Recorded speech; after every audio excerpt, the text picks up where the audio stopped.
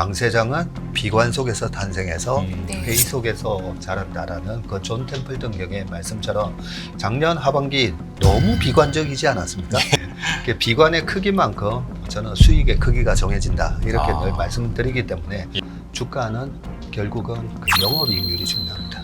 우리가 자회사 분할 상장 이런 거는 분명히 모회사의 주주들의 가치를 강탈하는 행위니까 이런 이슈가 발생을 하면 또 도망 나와야 된다. 그래서 제 원칙 중에 하나가 아무리 그 산업의 성장성이 좋아도 자, 이분은 박세익 채슬리 투자자문 대표님과 함께하겠습니다. 어서 오십시오. 어서 오세요. 네. 저는 대표님 처음 뵙는 것 같은데 영광입니다. 저는 굉장히 오랜만입니다. 아, 네. 그렇습니까? 네. 아, 구면이시군요. 매우 오래 알고 지낸 제가 열매님은 존경하는 모르시는 분이 없는 것 같아요. 네. 두 분 어떤 인연이신지 한번 짧게만. 저는 이제 애널리스트를 해왔고 네. 대표님께서는 계속 아주 잘 나가는 펀드맨이셨기 때문에 예. 저희가 최우선으로 가서 세미나를 해드리는 그런 저희의 고객 중에 한 분이셨습니다. 그렇습니까? 잘 나가는 펀드 매니저는 아니었어요. 네, 겸손한 말씀이시고요. 네. 네, 자, 바로 오늘 주제로 넘어가 보도록 하겠습니다. 사실 오늘 이제 장표, 그러니까 자료에 굉장히 공들여서 준비를 해오신 걸로 알고 있는데 제목을 보니까 2025년 2월 시장 점검이에요. 자, 한번 설명을 들어볼까요? 네, 제가 7시 10분까지 이 자료 만들다가 와, 그래요? 왔습니다.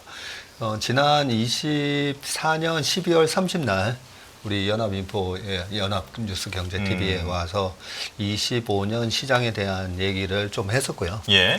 그 시장에 대한 얘기를 할 때 긍정적인 포인트가 한 5가지 있는데 그 중에 하나가 뭐 ISM 제조 PMI도 올라갈 거고 많은 분들이 우려하는 것과 달리 환율도 오히려 트럼프 취임 이후에 좀 떨어질 가능성도 있고 뭐 이런 여러 가지 얘기 또 중국발 위기 얘기하시는 분들도 많잖아요. 네. 근데 실제로 중국의 기업들 현황이라든지 중국의 소비 동향을 보면 10년 만에 다시 돌아오는 중국 소비 모멘텀 네, 이런 느낌도 좀 들고요. 그래서 우리가 우려하는 것과 달리 중국도 나쁘지 않다. 뭐 이런 여러 가지 것 때문에 25년은 우리가 24년 하반기가 너무 힘들었었잖아요. 예. 네, 그래서 24년 하반기에 주식 투자로 우리나라 시장에서 투자하시는 분들이 많이 힘드셨는데 25년 상반기는 그 손실을 다 회복하고 수익을 내는 장이 도래할 겁니다. 이런 말씀을 드렸기 때문에 네. 아주 기분 좋은 결말을 들으면서 그러니까요. 네, 네. 시작을 하겠습니다. 그러면 시장 보면서 쭉 말씀을 드리고 중간중간에 질문이 있으시면 질문해 주셔도 되겠습니다. 네. 지금 뭐 제가 늘 하는 말씀이 우리가 뭐 경제 전망이라든지 이런 거 전망보다는 시세는 시장에게 물어봐라는 말이 있잖아요. 그래서 시장이 주는 메시지를 가지고 해석을 하는 게 가장 중요하다고 생각합니다. 지금 코스피 주봉 차트인데요. 지금 제일 왼쪽이 22년도이고요. 그리고 23, 24년도 동안에 저렇게 저점을 높여가면서 고점도 높여가긴 한데 참 우리나라 시장이 울퉁불퉁한 시장이에요. 네. 네, 미국처럼 그렇게 좀 크게 조정 없이 쫙 가주면 그러니까요. 좋겠지만 우리나라 시장의 여러 가지 특성상 저렇게 울퉁불퉁합니다. 제일 위에 보이는 보조지표가 RSI고요. 그 두 번째가 MACD 오실레이터라고 하는데 우리가 RSI나 스토캐스틱이나 이런 지표를 변동성 지표라고 하고요. 그 두 번째에 나오는 MACD 오실레이터는 우리가 추세 지표라고 합니다. 그래서 지금 시장이 상승 추세인지 하락 추세인지는 이 MACD 오실레이터가 정확하게 지금 얘기를 해주고 있습니다. 지금 보시다시피 이렇게 MACD 오실레이터가 올 초부터 양으로 전환하면서 자 이제 상승 추세로 들어갔습니다라고 얘기를 해주고 있었고요. 그 부분은 23년 말에서 23년 상반기에도 마찬가지였고 지금만큼 시장이 비관적이었을 때가 22년 말이었었죠. 22년 말에는 23년 초에 정말 경제가 망가지면서 큰 조정이 올 거다라고 했었는데 시장은 그때도 MACD 오실레이터가 거의 상반기 내내 플러스권에 있으면서 지금은 상승장이야라고 얘기를 해줬었고요. 그래서 항상 말씀드리지만 강세장은 비관 속에서 탄생해서 네. 회의 속에서 자란다라는 그 존 템플턴 경의 말씀처럼 작년 하반기 너무 비관적이지 않았습니까? 네. 그 비관의 크기만큼 저는 수익의 크기가 정해진다 이렇게 늘 말씀드리기 때문에 예. 작년 우리가 11월 달에는 트럼프 당선 때문에 빠지고 12월 달에는 계엄 사태 때문에 빠지고 네, 그런 많은 고통스러운 순간들이 있었던 것만큼 시장은 빠르게 복원을 할 거다라는 생각을 하면서 지금 시장이 올라오고 있고요. 예. 자, 코스닥 같은 경우에는 코스닥이 너무 힘들었었죠. 작년 하반기에 이렇게 무너졌던 코스닥이 지금은 강하게 회복을 하고 있는데 코스닥도 마찬가지입니다. 그러면 아까 22년 말이 되게 비관적이었는데 23년도에 제가 이 자리에서 내년 초에는 허를 찌르는 상승이 있을 겁니다. 라는 네. 얘기를 해서 약간 미친놈 소리를 좀 들었었죠. 그런데 23년도에 코스닥 시장을 보면요. 이렇게 650에서 정말 가파르게 올라가는데 이때 탄생했던 테마 이름이 바로 태조 이방원이었습니다. 네. 예, 그러면서 23년도 상반기에 아니 이렇게 시장이 강해도 되나 하는데 그때도 보면 MACD 오실레이터가 이렇게 시장은 우리에게 답을 얘기해주고 있었죠. 지금은 상승 추세로 전환했습니다. 라고 얘기를 하고 있었고요. 이때도 얼마나 비관적이었냐면요. 바로 위에 보이는 이 RSI 차트가 보면 30 이하로 두 번이나 이렇게 잠기면서 이때가 뭐 잭슨홀 미팅에서 제롬 파월이 굉장히 혹시시하게 얘기하면서 미국 시장이 또 빠지고 언제 그 금리 인상을 멈출 줄 모르는 그런 공포감에 시장이 급락을 하고 미국 시장도 이때 10월 달에 3,500이 살짝 깨졌었죠. S&P 네. 500이. 네, 그런 비관적인 상황에서 RSI가 이렇게 30 이하로 두 번이나 잠기면서 침체라는 거 보여주고 그러고 나서 강하게 돌아섰거든요. 그런데 이번에도 거의 똑같은 지표가 이렇게 작년 9월 달하고 이번 12월 달에 뜨고 난 다음에 지금 반등이 들어가고 있기 때문에 네. 시장이 생각보다 계속 강하게 갈 가능성이 높다. 네. 이렇게 보시고 그러면 2년 전을 우리가 자꾸만 복습을 해보면 네. 올해 시장이 어떻게 전개될지 알 수가 있는데 그러면 23년도의 주도주는 뭐였었죠? 조금 전에 또 2차 전지 얘기 많이 하셨잖아요. 네. 네. 예, 그 태조 이방원에서 가장 강했던 2차 전지 한번 보겠습니다. 네. 2차 전지의 두 종목, 시총이 큰 포스코 홀딩스가 7개월 동안에 3배나 올랐었고요. 와. 네. 그리고 그때 당시에 에코프로 같은 주식이 15배가 올랐어요. 근데 이 15배가 한 3년 동안에 오른 게 아니라 2022년 말 대비 15배가 올랐습니다. 불과 7개월 만에요. 네, 불과 7개월 만에. 그때 생각해 보시면 22년 말에 10만 원에서 왔다 갔다 하던 주식이 7월 달에 150만 원 찍고 지금은 이제 액면 분할을 했기 때문에 가격이 다르게 나오는데 이때 거침없는 그런 상승이 있었기 때문에 올해도 비슷한 흐름으로 갈 가능성이 높다는 거죠. 네. 네. 그래서 결론부터 말씀드리면 시장은 나쁘지 않은 시장이기 때문에 올해 어쨌든 상반기에 돈을 버셔야 됩니다. 네. 그때도 잘 생각해 보시면 제가 좀 안타까운 거는 이 상반기에 대부분이 보면 시장이 빠지는 거 아니야. 그때도 계속 시장이 이러다가 빠질 겁니다라는 얘기가 계속 있었고요. 또 하나 23년 3월 달에 미국의 지방은행 사태가 있었어요. 네. 예, 미국의 지방은행 실리콘밸리뱅크 같은 게 막 망하다 보니까 이제 진짜 빠진다. 라는 얘기도 많이 있었지만 그럴 때마다 그냥 시장이 주는 정답을 보면서 매매하시면 되는데 그런 와중에 7월 달까지 시장이 불을 뿜으면서 22년도에도 굉장히 안 좋았잖아요. 미국, 한국 다 안 좋으면서 그렇죠. 손실이 많이 났었겠지만 23년도에 다 회복을 할 수 있는 기회를 줬었던 거를 생각하시면서 보시면 되고 자 여기서 제가 하나 말씀을 좀 드려야 되겠더라고요. 좀 전에 이제 2차 전지가 반등이 들어가냐 이런 얘기를 하셨는데 우리가 지나간 실수를 통해서 앞으로는 똑같은 실수를 반복하면 안 되니까요. 그렇죠. 그러면 그때 2차 전지를 200만 명이 사셨거든요. 네, 2차 전지 주식을 사신 분들이 200만 명이나 되시기 때문에 지금도 저희 회사에 찾아오시는 분들이 항상 보면 계좌를 까보면 2차 전지 주식은 거의 마스터 해브 종목처럼 들고 계세요.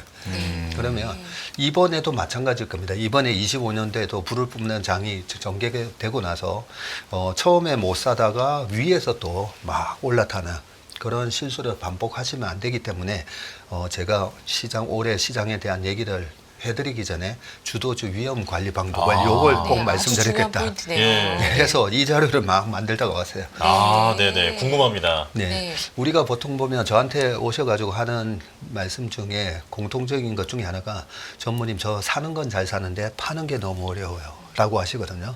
그럴 때마다 제가 말씀드리죠. 사는 것도 잘못 사시는 경우가 많다고. 그렇죠. 그렇습니까? 네. 그래서 팔기가 어려운 거죠. 네. 그래서 사는 것도 잘못 사시고 파는 것도 사실 잘 못하십니다라고 그 팩트 폭격을 제가 가끔씩 하긴 하는데요. 자, 그러면 지금 에코프로를 보면서 우리가 한번 반성을 해보자고요. 예. 자, 에코프로가 아까 15배가 올랐다고 그랬어요. 22년 말에서 지금 23년도에 이렇게 월봉으로 하나, 둘, 셋, 넷, 다섯, 여섯, 일곱, 7개월 만에 이렇게 상승을 했었는데 자, 여기서 보시면 우리가 주식 투자를 하실 때 항상 체크를 해야 될 게 뭐냐면 원래 우리가 우리 제도권에서는 이러잖아요. 탑라인이 증가한다고. 네. 그 탑라인이 손익계산서에서 제일 위에 있는 매출을 얘기하는 거 아닙니까? 그런데 매출이 증가하는 것도 중요하지만 주가는 결국은 그 회사가 돈을 잘 버는지 영업이익률이 중요합니다. 그래서 이 월봉 차트 바로 밑에 있는 게 매출액 영업이익률이에요. 아. 네, 그래서 우리가 여러 성장주를 쫓아가잖아요. 우크라이나 재건주를 사야 될지, 뭐 여러 가지 올해 AI 소프트웨어를 사야 될지 이럴 때 이 성장주가 찡칸지 뻥칸지를 가려내는 방법은 이 영업이익률을 보셔야 돼요. 그러면 에코프로 같은 경우가 22년도 3분기 정도까지만 하더라도 한 10% 정도의 영업이익률이 나왔었거든요. 네. 그런데 4분기, 23년 1분기, 2분기, 3분기, 4분기 지금 보시면 영업이익률이 계속 빠지잖아요. 네. 네, 빠지면서 작년에는 마이너스로 들어갑니다. 적자가 들어가면서. 그래서 파는 게 너무 어렵다라고 늘 말씀하시는데 우리나라 주식뿐만 아니라 미국 주식 모든 주식이 공통된 그 셀링 포인트가 뭐냐면 영업이익률이 꺾일 때요. 네, 영업이익률이 꺾일 텐데 그러면 여기서 이렇게 주가가 올라가는데 영업이익률이 작년보다 안 나오네. 그러면서 2분기 연속 영업이익률이 기대치를 미스하잖아요. 네. 그러면 그때 파는 겁니다. 그때 파셔야 되는 거고. 자, 그러면 그때 당시에 여러 가지 이 에코프로에 대한 좋은 얘기를 할 때 영업이익률이 24년, 25년 가면서 계속 10%, 한 12% 이렇게 나올 거다라고 예상을 했고 매출액도 마찬가지였죠. 네. 매출액이 6조에서 9조, 12조 막 이런 식으로 갈 거다라고 예상했는데 실제로는 보면 매출액도 반토막이 났어요. 매출액이 반토막이 나니까 영업이익률은 더더욱이나 이렇게 적자가 갈 수밖에 없는데 그리고 또 결정적인 게 하나가 있어요. 결정적인 게 제가 우리 시장에 있어서 참 보면 글로벌하게 탑티어에 해당되는 기업들이 많이 탄생했거든요. 우리 뭐 BTS의 하이브부터 시작해가지고 우리나라 조선뿐만 아니라 다 보면 탑티어로 올라선 기업이 너무 많습니다. 90년대, 2000년대에 비하면. 그런데 하나 개선이 안 되는 것 중에 하나가 주주가치에 대한 개념이 너무 없었어요. 그래서 주주가치 훼손을 하는 회사들이 계속 나왔었는데 그 부분을 제가 계속 지적을 좀 했었고요. 그 주주가치 훼손 중에 이제는 좀 많이들 아시지만 자회사 분할 상장하는 거 있잖아요. 네. 물적 분할해가 분할 상장하는 거. 그걸 보면 LG화학의 고점이 언제 나왔었냐면 22년 1월 달에 LG 엔솔이 상장됐을 때가 고점이었어요. 예. 카카오 고점은 카카오뱅크 상장을 했을 때가 고점이었고요. 그렇게 우리가 경험을 했는데도 23년도에 보면 에코프로 머티리얼즈 자회사를 왜 상장을 안 시켜주냐라고 에코프로 주주들이 그렇게 요구를 하는 거 보고 거꾸로 돼야 되죠. 그렇죠. 에코프로 머티리얼 같이 성장성을 좋게 보는 부분을 물적 분할해가지고 상장하면 안 되죠. 그렇죠. 근데 왜 이걸 상장을 안 시켜주냐라고 요구하는 걸 제가 보면서 우리가 투자자들도 좀 아셔야 된다는 거죠. 그래서 제가 이 표시를 해놨잖아요. 이 자회사 분할 상장 때 반짝 오르는 듯 하더니 그러고 나서 또 계속 빠졌던 거거든요. 네. 그래서 우리가 자회사 분할 상장 이런 거는 분명히 모회사의 주주의 가치를 강탈하는 행위니까 이런 이슈가 발생을 하면 또 도망 나와야 된다. 이 부분 말씀드리고 예. 또 하나는 지금 제일 밑에 있는 게 바로 PBR 차트예요. 네. PBR 차트인데 제가 그동안에 한 4, 5년 동안 방송 나와서 성장주에 대해서 보면 한 10배씩 오르다 보면 항상 이 방송에서 질문을 하잖아요. 이거는 어떻습니까? 라고 질문을 할 때 항상 일관되게 말씀드렸던 게 성장주를 언제 팔아야 되는가? 저도 잘 모르는데 성장주 고점에서 물리는 거를 갖다가 피할 수 있는 방법 중에 하나가 저는 PBR 10배 넘으면 안 삽니다. 라는 말씀을 계속 드렸었습니다. 그래서 이 에코프로가 그때 당시에 PBR이 25배까지 갔던 거죠. 네. 자기 자본 대비해서 25배나 프리미엄을 받고 네. 있었던 거기 때문에 앞으로도 제가 좀 이따가 최근에 막 올라온 주식들 보여드릴 건데 그런 주식을 상반기 내내 매매를 잘 하셔가지고 올해 수익을 내시더라도 도망 나오는 시점은 영업이익률이 2분기 연속 꺾인다든지 아니면 너무 주가가 많이 올라서 PBR 10배가 넘어가면 분할 매도하시면서 나오시라는 거죠. 그 영업이익률과 PBR이 데드크로스처럼 이렇게 엇갈리는 모양새가 나오기 시작하면 그때가 이제 매도 시점으로 위험 관리가 들어가야 한다. 네. 네. 데드 크로스가 나올 때 네. 중요한 정리를 포인트인 잘 것 해주셔야 같습니다. 된다. 네. 자, 그러면 그렇군요. 영업이익률이 꺾이는 게 왜 그렇게 중요한 셀링 포인트인지를 말씀을 드리면 영업이익률이 그러면 최근에 계속 더 개선된 회사가 있죠. 엔비디아 같은 회사 네. 영업이익률이 65%까지 네. 갔었고요. 그리고 최근에 엄청나게 급등했던 팔란티어 같은 회사들도 영업이익률이 3년 전에는 거의 뭐 적자 나다가 흑자로 전환하고 19%, 25%, 30몇 프로 하다가 45%. 네. 영업이익률이 개선된다는 거는 뭘 의미하냐면 이렇게 마진을 붙여서 파는데 사가는 사람이 이 회사 아니면 살 데가 없다라는 뜻인 그렇죠. 거죠. 그 산업 내에서의 어느 정도의 독점적인 지위를 가지고 있는가 그걸 나타내 주는 게 영업이익률이고요. 그렇다면 영업이익률이 계속 떨어지고 있잖아요. 네. 이 떨어지는 이유는 뭘까? 그러면 23년도에 2차 전지 시장이 성장을 안 했나? 성장했잖아요. 그런데 성장하는데 왜 영업이익률이 떨어지지? 강력한 경쟁자가 나타났다는 뜻입니다. 그러면 그 강력한 경쟁자가 누군가는 2차 전지 점유율을 보면 나왔잖아요. CATL이 있었고 네. 그다음에 BYD가 빠르게 쫓아오고 있었고 그래서 제 원칙 중에 하나가 아무리 그 산업의 성장성이 좋아도 중국하고 우리가 1, 2등을 겨뤄야 된다. 이러면 안 산다는 거죠. 예. 왜냐하면 내 돈을 일하게 하라는데 내 돈을 힘들게 하는 거잖아요. 네.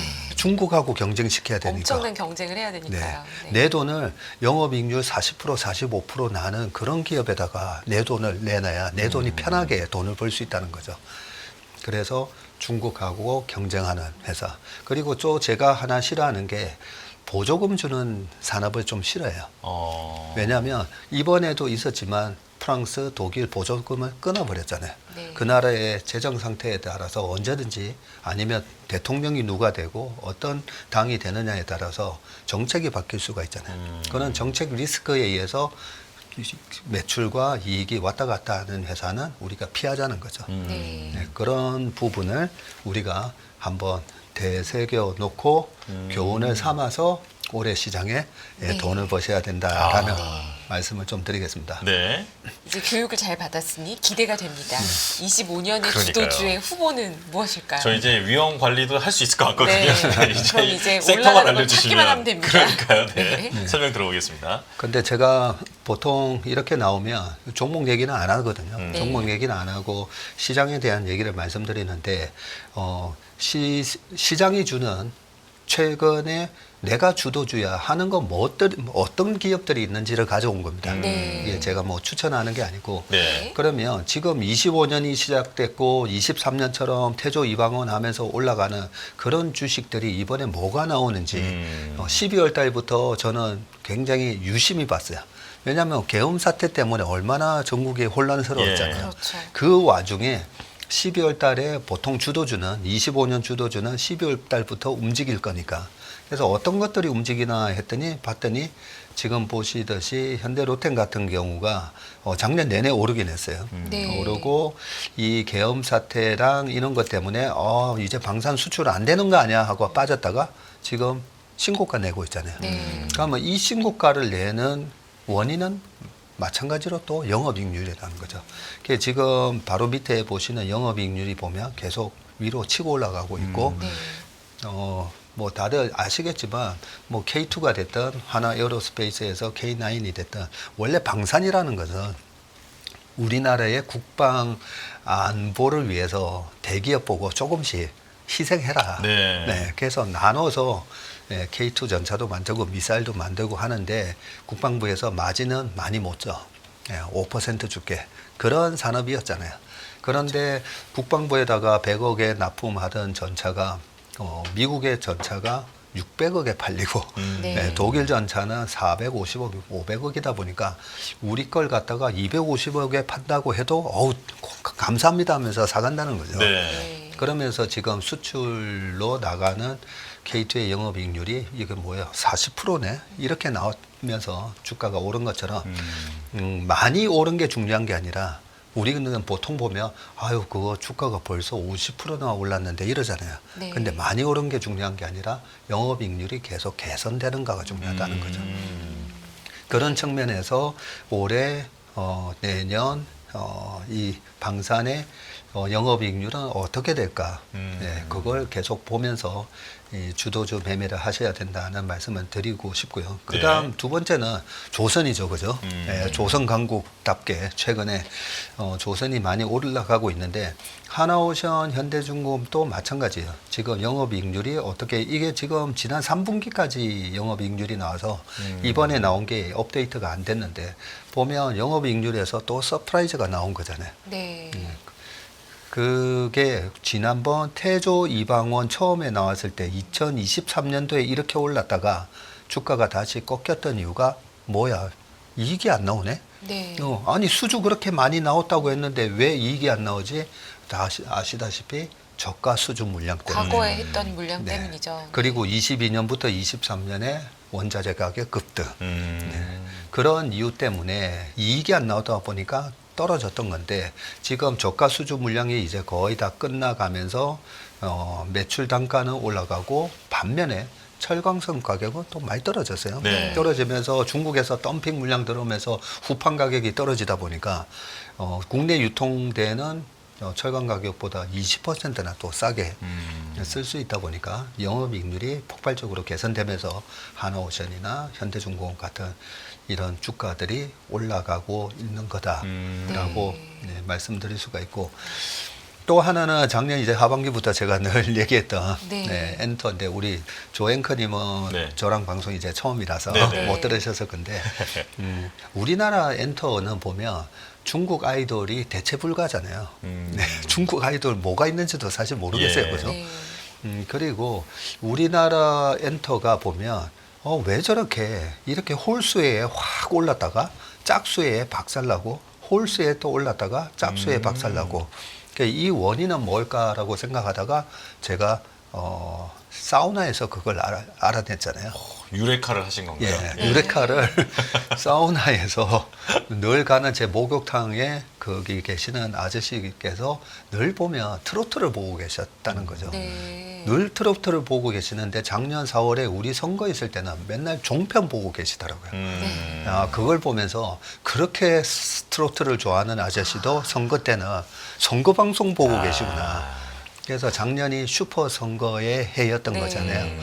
그리고 마지막 미국 대통령 선거까지 이럴 때 모두 다 선거 보고 있는데 콘서트 연다 이랬을 때 가성비가 안 나오겠죠. 네. 그것 때문에 짝수회에는 저렇게 작년에 또 올림픽도 있었잖아요. 네. 그래서 엔터가 이렇게 약속이나 한 것처럼 하이브, JYP, 뭐 YG 엔터 다 약속이나 한 것처럼 다 안 좋아요. 네. 그게 더 이상했던 거죠. 그래서 이거는 외생적 변수 때문에 그런 거구나. 그러면 이 주가라는 게 보면 우리가 실적 발표하면 YOY로 얼마 올랐다. 네. 이걸 많이 보잖아요. 전년 동기비 얼마? 전년 네. 동기 대비. 네. 그러면 작년에 너무 안 좋았거든요. 네. 그러면 올해 우리나라 엔터가 YOY로 뭐 80%, 100% 나올 거는 너무 자명한 사실이었던 거죠. 네. 그래서 영업이익률이 개선될 게 너무 뻔했기 때문에 그래서 작년 하반기부터는 이제는 엔터 올해 유망산업으로 이제 말씀드렸는데 그러면서도 저는 제가 사실 이런 아이돌 공연을 보는 세대가 아니잖아요. 네. 그래서 우리나라의 K-팝의 이 팬덤이 아직 유효한가? 네, 그게 궁금했던 거죠. 우리가 3년 전에 메시 경기를 보는데 지금도 옛날의 메시인가? 네, 이런 것처럼 아직까지 실력이 남아있나? 그게 굉장히 궁금했었는데 처음에 저한테 자신감을 준 거는 작년 4분기에 나왔던 이 아파트. 로제의 아파트를 보면서 이것도 완전히 전 세계 열풍이었고 그렇죠. 중국에서도 1등이었어요. 네. 그래서 아파트를 보면서 우리나라 K-팝에 아직까지 그 강력한 팬덤을 경험했고요. 그리고 이번에 제이홉의 프랑스 영부인의 자선 콘서트에서 완전히 찢어놨잖아요. 요즘 표현으로 찢었습니다. 네. 그 오프닝을 제이홉이 하고 나중에 이걸로 끝인가 했더니 우리 또 K-팝 아이돌의 이제는 형님이죠. 예. 지드래곤. 네. 네. 우리 태양과. 지드래곤과 태양의 공연을 보면서 너무 가슴 뭉클한 거예요. 예, 우리가 전 세계에 이렇게 많은 사람들을 감동을 줄 수 있는 이런 무대를 여기 K-팝이 안 들어갔었으면 이 공연이 제대로 성황리에 끝났을까라는 느낌이 드는 정도로 그래서 제가 이걸 말씀드리는 거는 이 K-팝의 경쟁력이 이 산업 내에서 여전히 탑이다라는 부분이. 그러면 우리는 과거에 이제 선거 때문에 올림픽 때문에 그런 공연이 없었던 부분이 올해는 많이 회복하겠구나. 네, 그렇게 생각이 들고요. 여기서 이제 하나 더 쉽게 생각할 게 뭐냐면 저는 뭐 미술품 전시회라든지 이런 걸 이제 안 가서 모르겠는데 뮤지컬이나 이런 거 좋아하시는 분들 티켓 가격이 계속 오르지 않습니까? 네, 이제 비싸더라고요. 가족이 다 같이 가려면 꽤 부담이 되는 시장에 수준입니다. 자주 가십니까? 자주는 못 가지만 간혹 갑니다. 네. 저는 1년에 영화도 한 편 볼까 말까 하다 보니까 이런 공연에 대해서는 잘 모르는데 우리가 그 미국 주식 하시는 분들 많으시니까 유튜브 프리미엄 서비스 어쩔 수 없이 가격 올렸는데 하잖아요. 그죠? 네. 쿠팡 가격 올렸는데 어쩔 수 없이 할 수밖에 하잖아요. 없죠. 넷플릭스 가격 올려도 하잖아요. 그죠? 가격을 올려도 피할 수 없는 필수 소비재 성격의 그런 기업들 주가가 보면 다 물가를 반영하면서 고점 다 벗겼어요. 네. 예. 그러면 우리나라 엔터의 주가는 과연 전고점을 벗길 수 있을까? 그것은 티켓 가격을 올렸는데도 여전히 사람들이 구매할 수밖에 없다면 그러면 전고점을 이제 돌파할 수 있다라고 보는 거죠. 최근에 보면 작년에 24년 동안에 가장 많이 오른 뭐 물가 지표 중에는 짜장면 값이 70% 올랐고 뭐 이렇게 쭉 나오더라고요. 네. 그랬을 때 이 티켓 가격도 오를 건데 거기다가 지금 환율이 너무 좋잖아요. 네. 네, 그런 거 감안하면 좀 지금의 이 추세가 좀 더 이어질 가능성이 있겠다. 네, 그런 생각을 합니다. 네. 자, 그리고 올해 글로벌하게 항상 저는 아침 회의 때 미국 시장부터 분석을 하거든요. 네. 미국 시장을 봐야 글로벌하게 이 빅머니들이 어떤 섹터를 공략하는지 알 수가 있으니까요. 작년 상반기까지 재작년부터 1년 반 동안 엔비디아가 주도한 AI 하드웨어, AI 반도체였다면 그 AI 반도체에 대해서 막대한 돈을 때려 부었는데 어디가 돈 버는지, 어디가 생산성 혁신을 이루는지 그 정답을 가르쳐 준 게 바로 이제 팔란티어가 그 정답을 먼저 알려줬다라고 생각합니다. 그래서 우리가 지금 매크로만 보시는 분들이 시장을 좀 약하게 볼 때 하는 얘기가 AI에 그렇게 돈 쏟아 부어가지고 돈 버는 기업 있나? 이렇게 얘기하잖아요. 네. 근데 돈 버는 기업들이 나왔죠. 하나 둘씩 막 나오고 있거든요. 네. 그래서 올해부터 내년 초까지는 이 AI 소프트웨어, AI 에이전트라고 하는 이런 회사 발굴하는 게임이라고 봐요. 주식시장에. 그래서 팔란티어 같은 기업이 우리가 보면 미국 주식이라고 해가지고 다 그냥 막 오르는 건 아니잖아요. 그러니까 올랐다가 예전에 밈스탁 같은 경우 보면 AMC라든지 게임스탑이라든지 다시 다 박살나잖아요. 그리고 얼마 전에 지금 파산 신청에 들어간 니콜라 같은 주식도 그렇잖아요. 그래서 주식을 하시다 보면 미국 주식도 이렇게 겁날 때가 많은데 그럴 때마다 이 네이버에서 그냥 캡처해 온 겁니다. 여기 보면 매출하고 주당 수익하고 이 노란색이 예측이에요.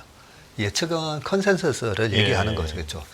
그래서 주식 투자를 하시면서 이번에 컨센서스를 비트하는가 아니면 쇼크가 나오는가 그걸 늘 체크하셔야 되는데 팔란티어 보시면 이 파란색이 매출인데 다 노란색 예측치보다 다 서프라이즈하게 나왔던 거죠. 네. 네, 이렇게 나오고 영업이익률도 찾아보면 영업이익률도 가파르게 올라가고 팔란티어가 저렇게 고자세로 비싸게 팔아먹는데도 다른 데 가서 살 수가 없다는 거죠. 네.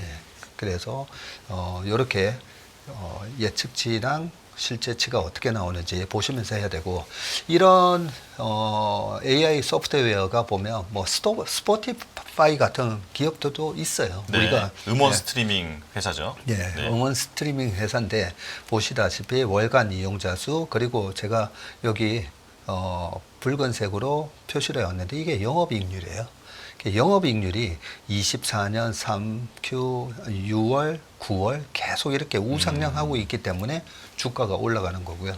이익을 초록색으로 표시를 해놨는데 이렇게 계단식으로 점프업 할 때마다 주가는 올라간다. 그래서 이 초록색 이익이 바로 산책하는 주인과 강아지에서 산책하는 주인이라고 보시면 된다는 거죠. 네. 네. 그러면서 우리가 시장도 한번 분석을 해보고 스트리밍 시장의 점유율에서 스포티파이의 마켓 쉐어는 얼마인가 30.5구나 애플 뮤직도 있고 텐센트 뮤직도 있고 다른 것도 있는데 이 회사의 강점은 뭐지 이런 거 이제 분석하면서 주식을 하시면 되고 네. 또 하나는 시간이 많지 않을 것 같아서 제가 일단은 쭉 말씀드리고 있습니다. 지금 최근에 테슬라 그죠? 네, 테슬라 주식을 많이들 투자하고 계시기 때문에 조금 480불 찍었다가 350 밑으로까지 떨어지니까 많이 겁나실 거예요. 그렇죠. 네, 내가 잘못 산 거 아닌가? 네. 네, 그러실 건데 최근에 주가 빠진 거는 역시나 영업이익률이 꺾인 건 맞아요. 네. 네, 10% 지난번에 쳤다가 이번에 뭐야 6%? 네, 이렇게 나왔던 거죠.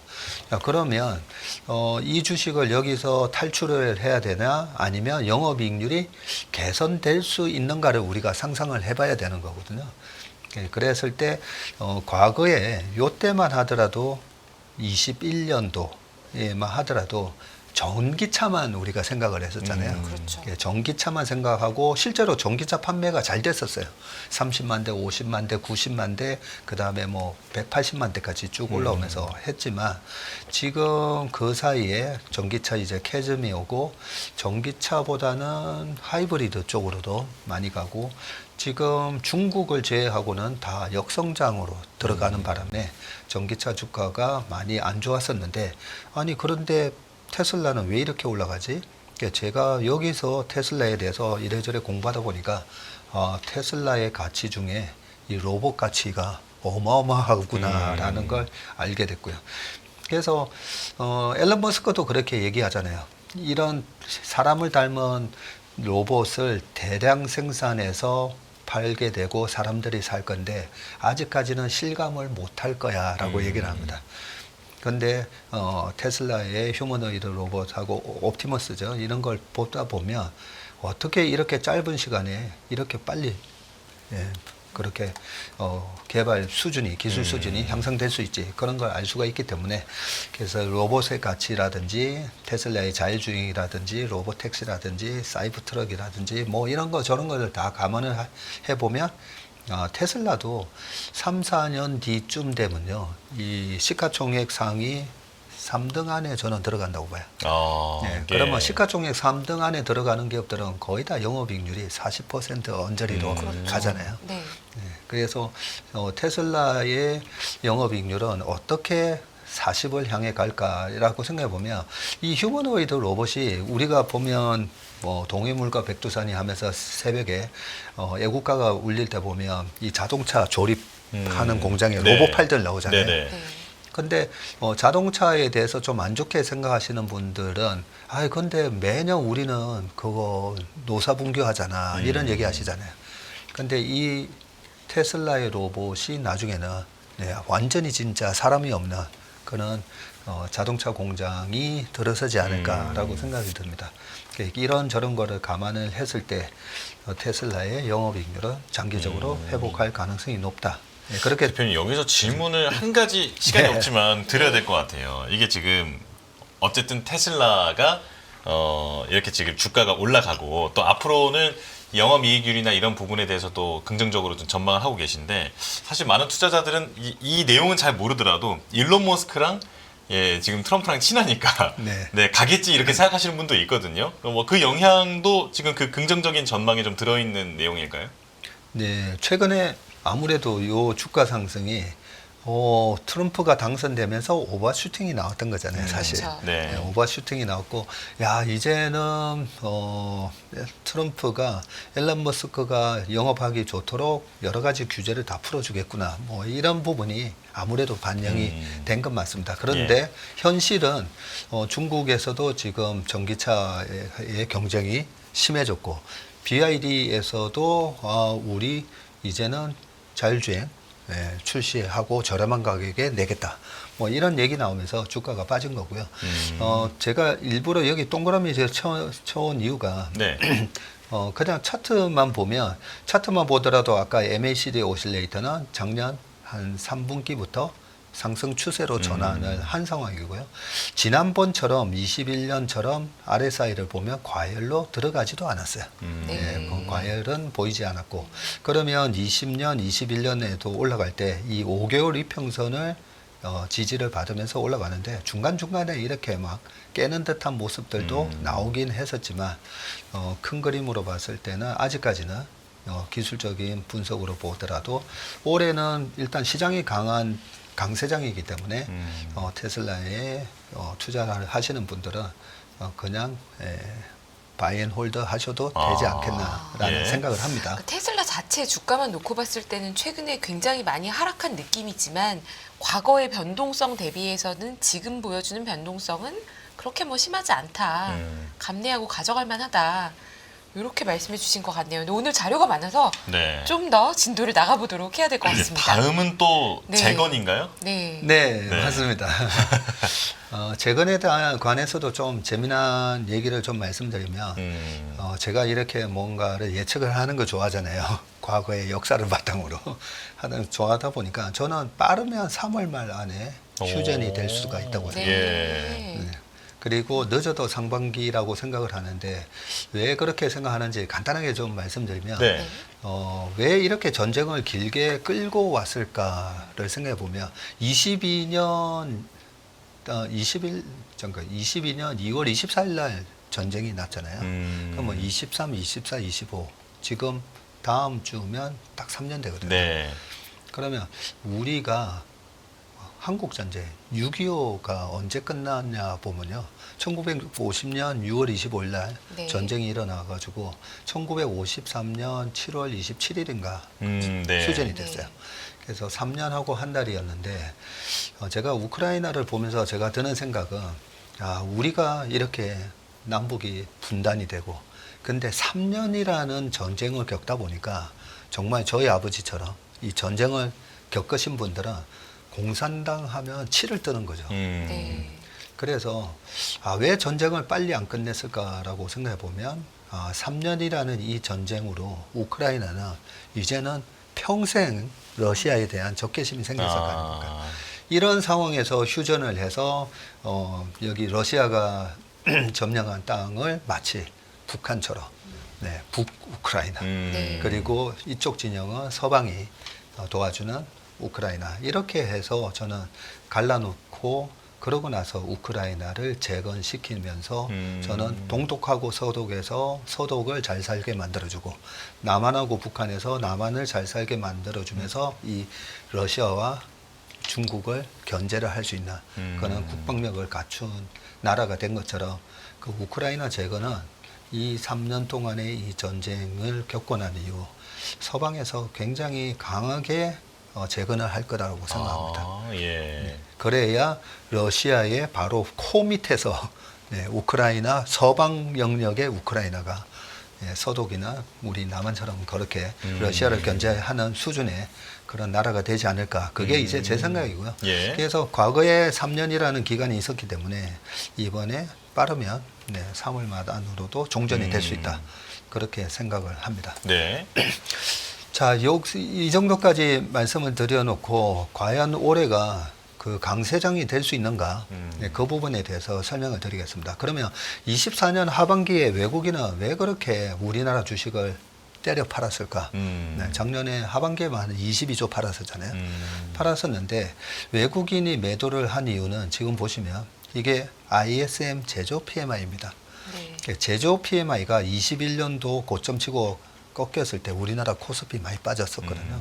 그리고 바닥을 치고 올라오는데 과거 21년, 20년처럼 강하게 못 올라왔죠, 이번에는. 못 올라오다 보니까 미국은 올라가는데 우리나라 주식은 왜 이래? 아까 울퉁불퉁하면서 왔다 갔다 하는 모습이 보였던 게 제조 PMI가 강하게 못 돌아섰었던 거고요.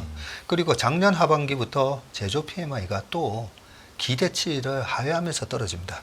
그게 바로 오른쪽 표에 있는 24년 5월 달부터 이 파란색으로 표시된 거 있잖아요. 네. 이게 다 기대치보다 낮게 나왔을 때 파란색으로 나오는 건데 24년 5월 달부터 24년 작년 11월까지 기대치보다 항상 낮게 나왔어요. 이 부분에서 외국인들을 요즘 콘트로 매매하는 외국인이 거의 70%거든요. ISM 제조 PMI가 꺾이며 우리나라 반도체 팔아야 되고 우리나라 비중을 줄여야 된다. 그게 이제 알고리즘으로 되어 있다라고 생각합니다. 그러면 최근에는 왜 사냐라고 보면 12월, 1월, 4월, 2월 달에 ISM 제조 PMI가 기대치를 웃돌면서 올라오잖아요. 네. 이 부분이 작년 연말에 제가 나와서 했던 얘기고요. 왜 ISM 제조 PMI가 돌아선다라고 말씀드렸냐면 대통령 선거가 있기 전에는 제조 구매 관리자들이 대통령이 누가 되는 걸 보고 하자라고 생각을 한다는 거죠. 실제로 ISM 제조업이나 서비스 PMI 하고 나면 그 설문 내용이 나오잖아요. 네. 내용에 보면 작년 10월, 11월에는 일단 대통령이 누가 되는지 보고 결정하겠다라는 게 많습니다. 고용을 하든 신규 투자를 하든. 그런데 대통령 선거가 끝나잖아요. 민주당이 되든 공화당이 되든 아무 상관이 없어요. 끝나고 나면 제가 이 화살표 표시를 해놨는데 끝나고 나면 제조 PMI는 항상 올랐어요. 항상. 네. 네, 항상 올랐기 때문에 우리 시장에 대한 올해 전망은 저는 ISM 제조 PMI가 반드시 돌 거다라고 생각한 거죠. 마치 만약에 2008년과 같은 그런 금융 위기만 오지 않는다면. 그래서 지금 제조 PMI가 돌면서 올라가는 거고 제조 PMI가 돌면 정말 우리나라 시장에 좋은 건 맞아. 이게 제조 PMI하고 우리나라 수출이거든요. 네. 그게 거의 똑같이 움직입니다. 똑같이. 그게 왜 그러냐면 미국은 소비하는 나라잖아요. 그렇죠. 그 소비를 어디서 가져온 제품으로 소비하냐면 한국, 일본, 중국, 독일에서 만든 제품을 가지고 소비를 하는 나라이기 때문에 제조 PMI가 돌 때 우리나라의 수출도 돌아선다. 예, 그렇게 보시면 됩니다. 자, 그리고 또 하나는 이래저래 다 따져봐도 경기가 침체가 미국에서 경기 침체가 올 거야. 이런 얘기도 많이 하시잖아요. 네. 네. 지금 좋은 숫자는 가짜야 이런 얘기도 하죠. 네. 네. 그런 얘기를 하시는 분들도 계시는데 그것도 저는 주식 시장이 훨씬 더 똑똑하다는 거죠. 네. 제가 그런 얘기도 많이 말씀드리거든요. 저도 31년 주식을 하면서 보니까 우리가 언제 큰 실수를 하는가라고 보면 코로나 때도 경제가 망가졌잖아요. 근데 주가는 폭등했잖아요. 우리가 항상 경제 전망을 하면서 주식 전망을 많이 합니다. 그래서 경제 전망은 하지 말자. 그런데 경제가 좋아지는지 안 좋아지는지는 그래도 알아야 되잖아요. 그걸 알려주는 주식들이 있다는 거죠. 아, 예. 그 중에 하나가 네, 카니발 크루즈 같은 회사라는 거죠. 카니발 크루즈 이게 1992년부터인데요. 1992년부터 이 카니발 크루즈가 올라가는 구간에는 다 좋았는데 카니발 크루즈 같은 회사가 기가 막히게 2005년 여기가 2000 지금 5년, 6년, 7년인데요. 이렇게 우하향하면서 뭔가 지금 경기가 안 좋아라고 얘기를 해주고 있었어요. 그리고 2018년, 19년도도 보면 2018년 1월 달에 고점 치고 계속 빠져요. 네, 그러다가 뭐 나중에 코로나 상황이 오기도 하는데 어쨌든 카니발 크루즈 같은 회사가 엄청나게 많은 저 100대나 되는 이 거대한 크루즈를 가지고 있고 거기에 사람 고용을 엄청 해야 되잖아요. 네, 크루들부터 시작해가지고 그 안에 셰프들도 있어야 되고 그래서 인력 고용도 많고 유지 관리비가 많이 들어가는 회사 중에 하나입니다. 그래서 경기가 안 좋아지면 이 회사 주가는 절대 올라갈 수가 없어요. 그런데 최근에 주가를 보시면 작년 말부터 이 회사가 52주 신고가가 나기 시작했어요. 그래서 지난번에도 12월 달에 이런 회사가 52주 신고가가 나는데 경기 침체를 얘기하고 있지 않다는 거죠. 그래서 지금 2월 10일 기준으로 25불 8 얼마까지 가 있는 상황이고요.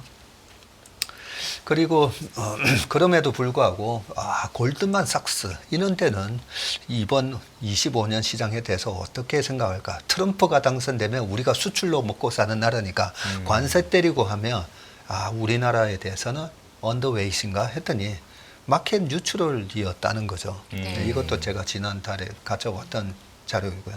마켓 뉴트럴로 보고 있고 또 의외인 게 MSCI 차이나 A 주로 오버웨이트라고 돼 있어요. 네. 이게 우리가 생각하는 상식하고 다르죠. 아니 중국을 저렇게 강하게 견제할 건데 네. 아니 중국 본토 주식을 오버웨이트 하라고 골드만삭스는 얘기하고 있어요. 그래서 최근에 보면 알리바바 주가도 지금 커비드 핸들 모양으로 막 올라오고 있고요. 네. 중국의 대표 기업들 주가가 꽤 강하게 올라오고 있습니다. 네. 우리를 견제하면 그래 우리는 내수를 살려서 버티겠다는 거죠. 그러면 중국이 내수를 살릴 만큼 돈이 있는 나라인가 보면 작년에 중국이 무역 수지로만 1조 달러 한 1,400조를 번 나라예요. 그래서 돈은 많은데 중국의 저축률도 보면 저축률이 되게 높아요. 그렇죠. 중국 인민들의 저축률이 되게 높아서 얼마든지 소비할 돈은 있고 그래서 내수를 살리고 반도체 굴기를 하면 그러면 자금률을 올리고 이런 과정들이 오히려 중국의 기업들이 좋을 거다라고 골드만삭스는 판단을 했다는 거죠. 예. 네. 그래서 최근에도 제가 많은 비관적인 전망을 하시는 분들 얘기를 다 들어보거든요. 근데 중국발 위기를 아직도 얘기하시는 분들이 그렇죠. 계시더라고요. 네. 네, 그거는 좀 잘못됐다. 네. 제가 중국발 위기에 대해서는 한 10년째 늘 말씀드리는데 1,400조를 버는 나라라고 했잖아요. 그 어마어마한 무역 수지를 내는 흑자를 내는 나라를 위기가 온다라고 얘기하는 거는 명동에 있는 하동관이 망할 수도 있다라고 얘기하는 거나 똑같다는 거죠. 네. 장사 잘 되는 기업 식당이 망할 수도 있다. 네. 네. 그리고 이 골드만삭스에서 최근에 나온 자료에서 어떤 섹터를 올해 좋게 보느냐. 이 짙은 파란색이 25년이고요. 하늘색이 24년인데 테크놀로지 그리고 또 하나가 파이낸셜이에요. 그래서 정말 위기가 오면요. 파이낸셜을 버려야 되죠. 그렇죠. 네. 그런데 골드만삭스에서는 테크를 작년에 31%인데 올해 42%, 그리고 파이낸셜도 작년보다도 올해를 더 좋게 보고 있습니다. 밑에 보면 헬스케어가 있잖아요. 네. 유나이티드 헬스그룹 같은 경우에는 전형적인 방어주거든요. 네. 그래서 22년도 같은 경우에도 유나이티드 헬스 같은 경우는 플러스가 나죠. 미국 주식은 박살나는데 그게 방어주 성격인데 올해는 방어주 비중을 줄이라는 거죠. 이렇게 보면 골드만삭스도 시장을 약하게 보지는 않고 있구나 보시면 되고. 네. 자, 2017년에서 20년도에는 트럼프 1기였잖아요. 네. 우리가 막연하게 그때도 2016년도에 트럼프가 당선이 되면 뭐 석유화학이 좋아질 거고 뭐 이런 얘기들 많았었거든요. 그래서 제가 맨날 그런 거 믿지 말라고 말씀을 드리는데 제가 밑에 적어왔어요. 시장의 유동성을 결정하는 거는 페드지만 페드가 유동성의 수도꼭지를 풀었다가 잠궜다가 하지만 그 유동성이 어디로 흘러갈지 결정하는 거는 시장이다라고 마크 파버가 내일의 금맥이라는 책에서 그렇게 얘기를 하고 있습니다. 그래서 우리가 정책에 의해서 이렇게 움직일 거다라고 생각하기보다는 실제로 2017년에서 20년에는 어떤 섹터가 크게 아웃퍼폼 했나 보면 IT, 2017년에 IT였고 2018년도에 막판에 S&P 500이 확 무너졌죠. 2018년 10월, 11월, 12월. 그때 헬스케어였어요. 방어주가 방어를 했고 그리고 2019년도에 또 IT, 2020년도에 또 IT였어요. 그래서 올해 시장을 보실 때 IT를 나쁘게 볼 필요는 없다. 아까도 여기서 테크놀로지. 네. 그래서 얼마 전에 딥시크 네. 그런 충격이 있을 때도 보면 이제는 오픈 AI뿐만 아니라 딥시크가 저런 오픈 소스를 이용해서도 얼마든지 저 정도의 그런 프로그램을 충분히 만들 수 있구나 그런 걸 보여준 건데 딥시크 때문에 시장이 무너지고 IT가 박살나고 그러지는 않을 거다라는 걸 다시 한번 말씀드리고요. 네. 이 파란색으로 표시를 한 게 2017년부터 2020년 트럼프 시기에 빅테크들은 어떻게 움직였는지 왼쪽이 메타고 오른쪽이 아마존인데 그때도 이런 기업들이 잘 나갔었다 말씀드리고 예. 이제 한 5분 정도 남았습니다. 네, 마지막으로 하나 설명드리면 이 시장이 언제까지 그러면 강세장이 갈 건가에 있어서 미국 시장이 갑자기 확 꺾이면 우리 시장도 제동이 걸릴 거잖아요. 미국 시장은 언제까지 강세가 갈 거라고 저는 생각하냐면 이 부분이에요. 법인세 인하. 그래서 2017년도에 트럼프가 취임을 하고 트럼프가 그때 35%를 15%까지 낮추겠다 했는데 35가 21이 됐었죠. 네, 35가 21%로 정해진 게 2017년 12월이었어요. 2017년 12월에 결정이 되고 이제 2018년부터 적용을 한다. 그래서 차트를 보시면 이때거든요. 2016년 11월 달에 11월 8일 날 있었던 대통령 선거에서 힐러리 클린턴을 꺾고 당선이 되고 이렇게 계속 올라갑니다. 계속 올라가는데 2017년 12월 달에 법인세 인하가 결정이 됐다는 거죠. 그래서 이번에도 마찬가지로 울퉁불퉁 딥시크도 있고 트럼프 관세도 있고 이런 것 때문에 시장이 왔다 갔다 하면서 계속 겁을 줄 건데요. 법인세 인하 전까지는 저는 시장이 계속 간다. 근데 21을 15로 할 거냐 17로 할 거냐 18로 할 거냐 그건 아직 모르잖아요. 예. 그게 확정될 때까지는 미국 시장이 계속 올라갈 가능성이 높다. 그렇게 말씀드리고 중요한 것도 하나 더 말씀드리면 이번에 2월 달에 시장에 약간의 조정이 있을 수가 있으니까 미국 시장 같은 경우에 지난번에 2월 달 조정을 잘 이용해서 미국 주식을 사시면 될 것 같습니다. 그런 말씀을 드렸던 이유가 전통적으로 퀀트 분석을 해보면 100년 역사로 보면 유일하게 마이너스가 나는 달이 9월 달이에요. 9월 달이 마이너스가 나고 그 다음으로 이 퍼포먼스가 안 좋은 달이 2월 달입니다. 네. 그래서 2월 달이 그나마 상반기에 주식을 좀 싸게 살 수 있는 기회를 주는 달이다 말씀드렸고, 또 그 미국의 재무부의 채권 발행 계획을 보면요, 이번 2월 달 3월 초까지가 채권 발행량이 좀 많은데 4월부터 6월은 채권 발행량이 거의 7분의 1로 확 줄어들게 됩니다. 그래서 저는 이제 4월에서 6월 달에 국채 발행이 큰 폭으로 감소하면 이 10년물 국채 금리도 떨어질 가능성이 높고요. 그리고 트럼프가 계속 얘기를 하시잖아요. 금리 다 낮추라고. 네. 네, 낮추라고 얘기를 하시기 때문에 금리도 낮아지고 지금 원달러 환율 이렇게 꺾이는 것처럼 2017년에도 이렇게 원달러 환율이 떨어지면서 시장에 랠리가 왔었거든요. 그래서 시장은 이 원달러 환율도 어느 정도 환율도 안정되고, 네, 금리도 안정되면서 7월 초까지는 최소한 7월 초까지는 랠리다. 네, 그렇게 네. 결론을 말씀드리고 있습니다. 알겠습니다. 지금 사실 굉장히 공들여서 준비를 해오신 이 자료를 저희가 보면서 쭉 설명을 들었는데, 저희가 괜히 질문을 했다가 이제 대표님 설명을 줄어들까봐 지금 저희가 꼭 찾고 있었는데, 아마 시청자 여러분께서도 함께 같은 마음으로 들으셨을 거라 생각이 듭니다. 자, 여기서 인사드리겠습니다. 박세익 채슬리 투자자문 대표와 함께했습니다. 고맙습니다. 감사합니다. 안녕하세요. 이승입니다. 더 많은 영상을 보고 싶으신 분들은 화면 오른쪽에 있는 구독 버튼을 눌러주시기 바랍니다. 그리고 영상을 보시면서 좋아요는 필수인 거 아시죠? 항상 인포맥스 라이브를 사랑해주셔서 감사합니다.